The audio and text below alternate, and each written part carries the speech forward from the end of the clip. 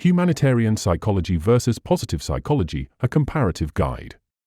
Psychology encompasses diverse fields that explore human behavior, emotions, and well-being. Two notable branches, humanitarian psychology and positive psychology, focus on improving human life but differ significantly in their approaches and goals.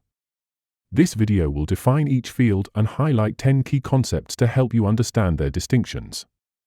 1. Definitions. Humanitarian psychology focuses on addressing human suffering and promoting well-being in crises, such as conflict zones, natural disasters, or displacement.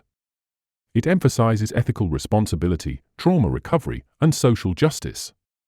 Positive psychology, on the other hand, emphasizes the study of strengths, virtues, and factors that enable individuals and communities to thrive.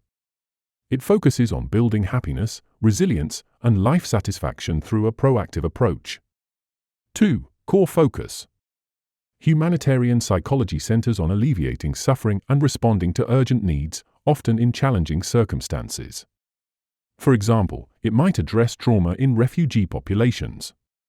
Positive psychology aims to enhance well-being and help individuals achieve their potential, focusing on areas like gratitude, optimism, and personal growth. 3. Theoretical foundations. Humanitarian psychology is rooted in human rights, social justice, and ethical responsibility. It often draws on interdisciplinary fields like sociology and public health. Positive psychology is grounded in research on strengths, virtues, and flourishing, drawing heavily from psychological theories of happiness and motivation. 4. Target populations. Humanitarian psychology often works with vulnerable populations facing adversity, such as survivors of war, disaster, or persecution. Positive psychology applies to a broad audience, including individuals, organizations, and communities seeking personal or professional growth. 5. Application contexts. Humanitarian psychologists work in high-stress environments, such as refugee camps, crisis intervention centers, or disaster relief zones. Positive psychologists work in schools, workplaces, and therapy settings, helping individuals and groups optimize their well-being and performance. 6. Approach to well-being. Humanitarian psychology views well-being as restoring normalcy and coping capacity in the face of adversity. For example, it might focus on trauma-informed care for disaster survivors. Positive psychology sees well-being as building strengths and cultivating happiness, such as fostering gratitude or identifying personal values. 7. Research focus. Humanitarian psychology prioritizes research on trauma, resilience, and ethical interventions to support at-risk populations.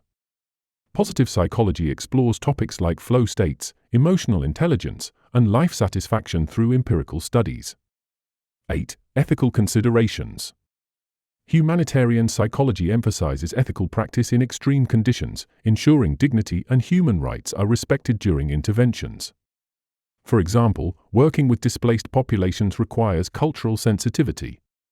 Positive psychology also values ethics, but focuses on ensuring interventions promote authentic well-being and avoid toxic positivity. 9. Temporal perspective.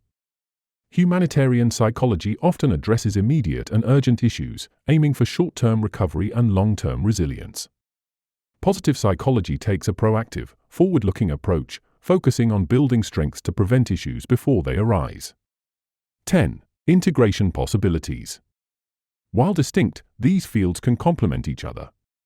For example, positive psychology's focus on resilience and gratitude can inform humanitarian psychology interventions to enhance recovery in trauma survivors.